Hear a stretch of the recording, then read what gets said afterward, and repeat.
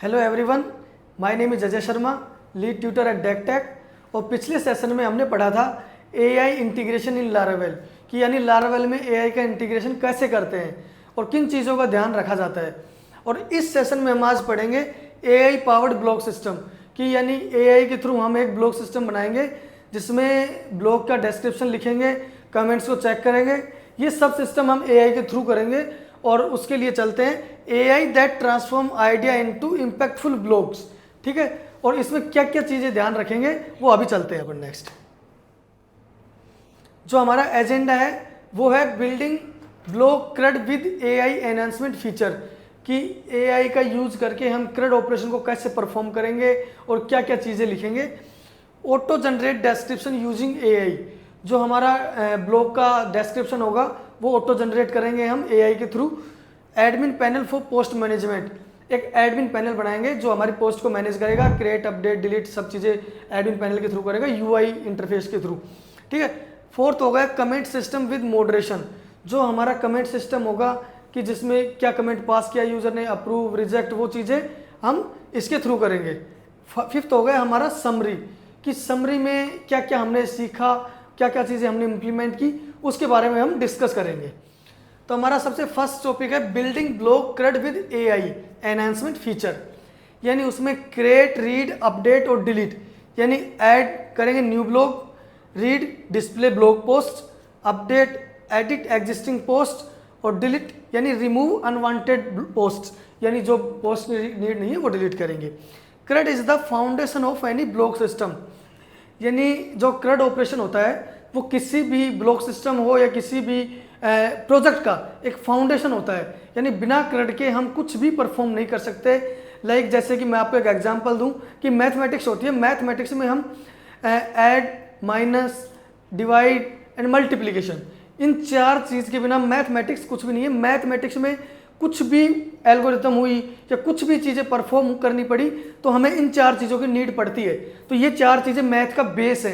उसी टाइप से crate operation भी किसी भी कोडिंग का एक बेस होता है कि जिसके थ्रू हमें वो चीज़ें दिखानी पड़ती हैं, चीज़ें ऐड करनी पड़ती हैं। कुछ भी सिस्टम उसके बिना पॉसिबल है ही नहीं। डेटाबेस स्कीमा, तो सबसे फर्स्ट है कि हम किसी भी प्रोजेक्ट को स्टार्ट करते हैं, किसी भी प्रोजेक्ट को स्टार्ट करने से पहले हमारे माइंड में एक चीज़ आती है कि उसका डेटाबेस स्कीमा कैसा होना चाहिए और क्या क्या फील्ड्स की नीड होगी। तो वो चीज़ें किसी प्रोजेक्ट को स्टार्ट करने से पहले हमें मॉडल क्रिएट करना पड़ता है कि ये टेबल्स होंगी और इन टेबल्स का जॉइंस इन टेबल्स के साथ में होगा, कहाँ पे क्या चीज़ें होंगी वो स्कीमा सबसे पहले रेडी करना पड़ता है।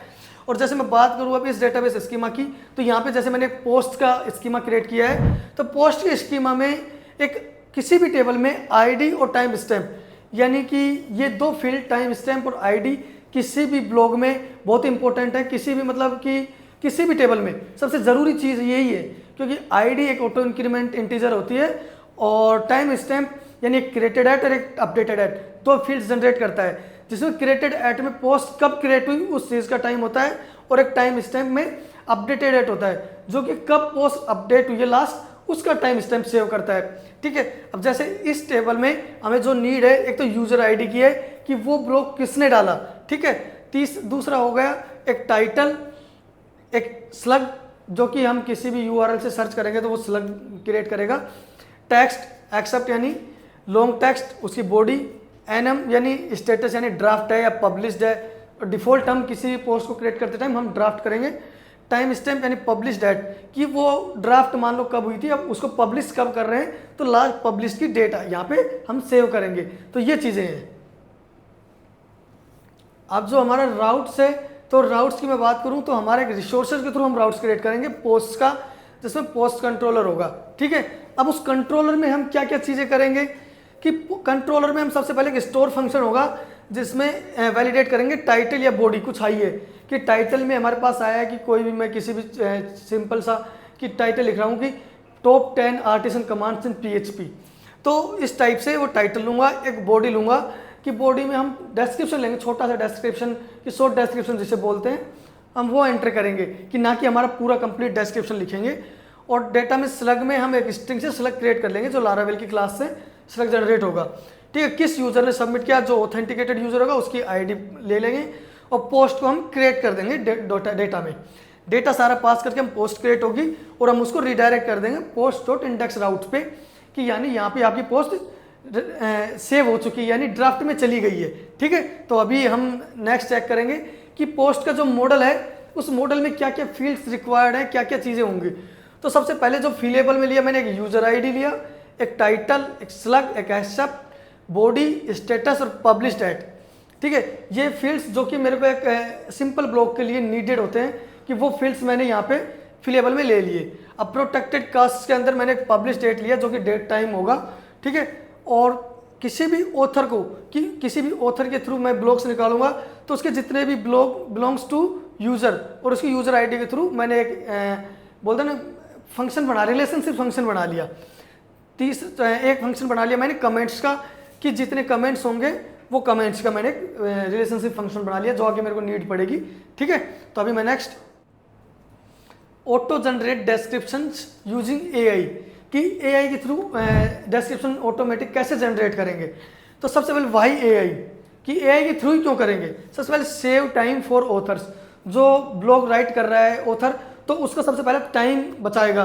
दूसरा auto generate except SEO title, SEO descriptions, कि ये सब चीज़ें एसईओ की चीज़ें जो भी कीवर्ड्स वगैरह सब चीज़ें होती हैं वो ऑटोमेटिक जनरेट करेगा।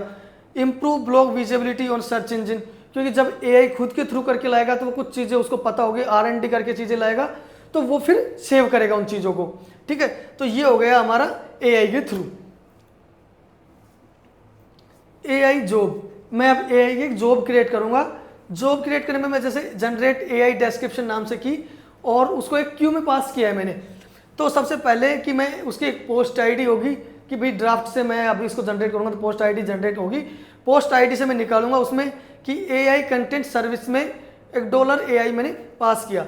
अब पोस्ट को मैंने फाइंड किया उस आईडी से।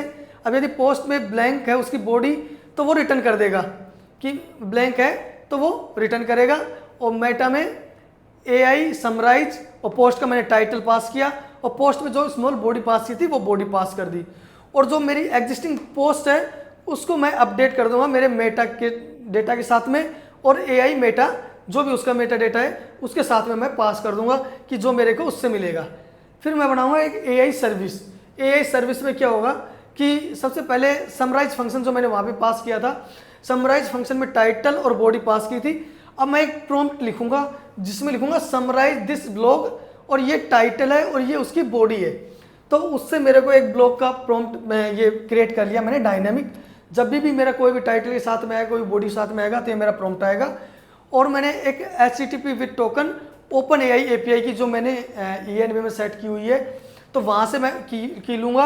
और पोस्ट में मैं ओपन एआई चैट कंप्लीशन जो उसकी थर्ड पार्टी की ChatGPT की API है उसको मैं यूज करके, और GPT-4o मिनी ये एक मॉडल है उसका, तो उसके थ्रू यूज़र का रोल पास करूँगा और उसको कंटेंट में प्रॉम्प्ट पास कर दूंगा।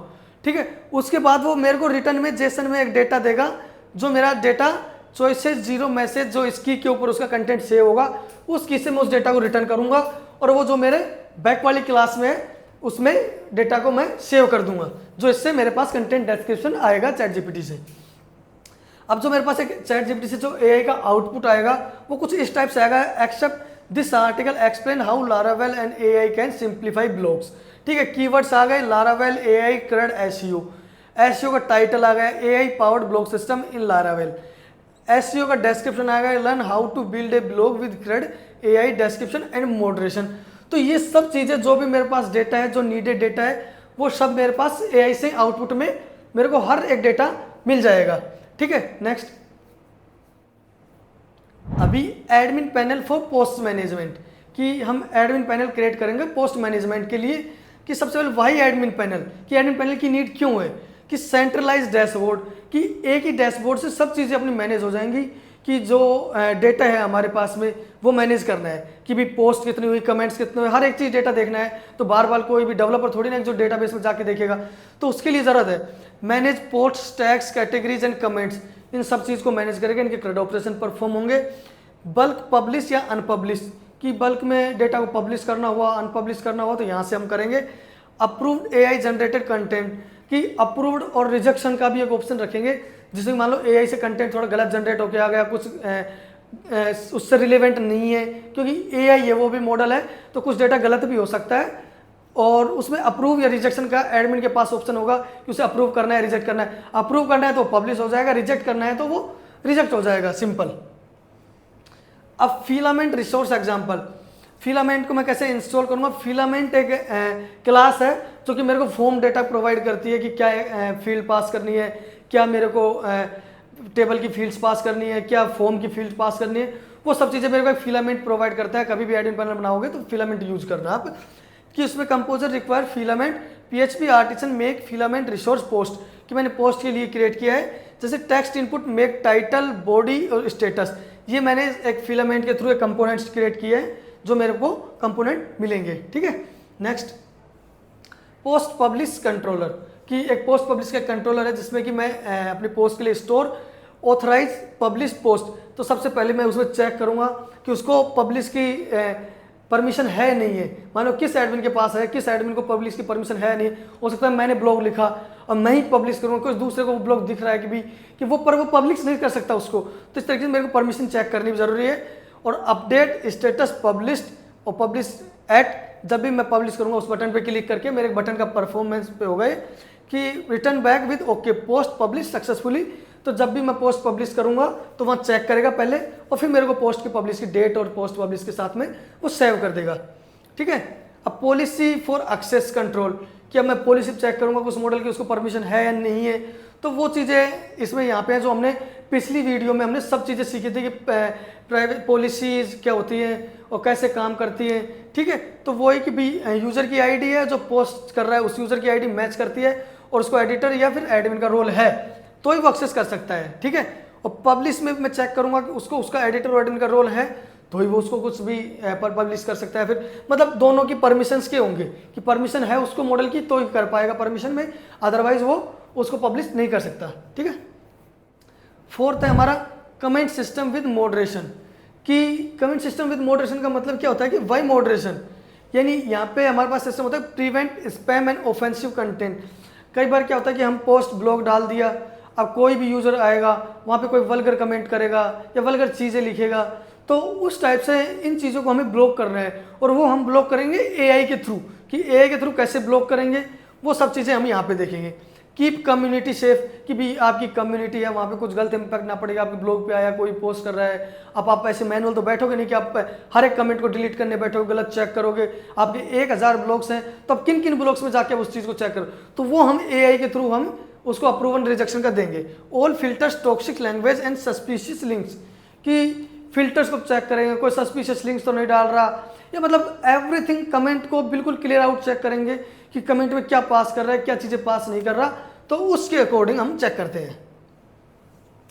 कमेंट कंट्रोलर, सबसे पहले हम कमेंट कंट्रोलर क्रिएट करेंगे जिसमें कोई पोस्ट पे कमेंट करेगा, क्रिएट करने से पहले किसने किया उसका नेम लिखेंगे, ईमेल, बॉडी और स्टेटस उसका हम स्टार्टिंग में हम पेंडिंग लेंगे। और इस तरीके से हम अपने कमेंट को चेक करेंगे कि हाँ कि कमेंट में किसने पास किया, क्या चीज़ें हुई।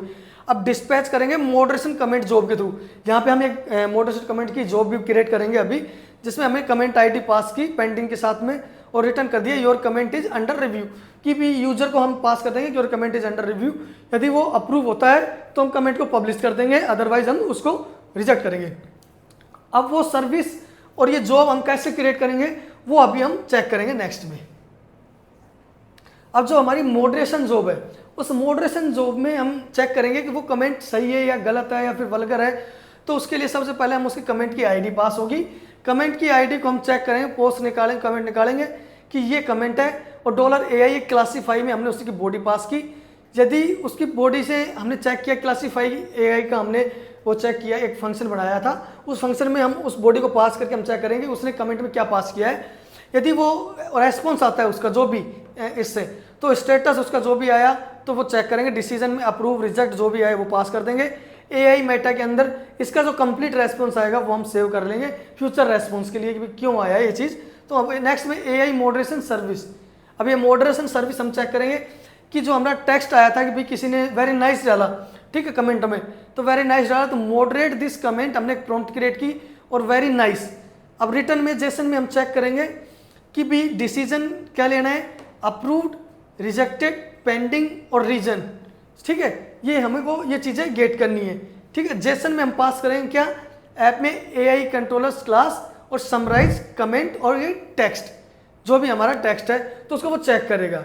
ठीक है, वहाँ पे चेक करेगा कि वो कमेंट क्या है, यदि सही है तो क्यों सही है, रीज़न देगा, गलत है तो क्यों गलत है, वल्गर है या फिर कुछ भी है, तो वो हमें वहाँ पे एक स्पेसिफिक रेस्पॉन्स देगा कि विदाउट एनी रीज़न वो रिजेक्ट नहीं करेगा, विदाउट एनी रीज़न वो पास भी नहीं करेगा। तो रिटर्न में हम जेसन डिकोड ट्रू कर देंगे, डिसीजन को हम पेंडिंग से जो हमारा सेव है उसको भी देख लेंगे। तो नेक्स्ट